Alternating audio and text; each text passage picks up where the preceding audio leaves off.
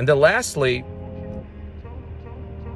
you got to surround yourself with people that believe in you, that support you, that will guide you through this process, through this ordeal, with everything that is happening.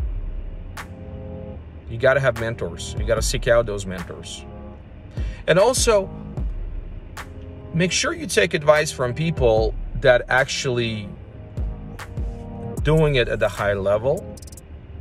I know there are a lot of people out there that have well intentions and they mean well. Some of them may be your family members, some of them may be friends. But in reality, they cannot relate to you. They cannot relate in what you're dealing with as a real estate sales professional. So they may say really nice things and they may mean well, but it doesn't mean they really truly understand what you deal with. So surround yourself with those people that deal with it on a daily basis on the front lines. All right? So I hope this was helpful to you guys. The sky is blue.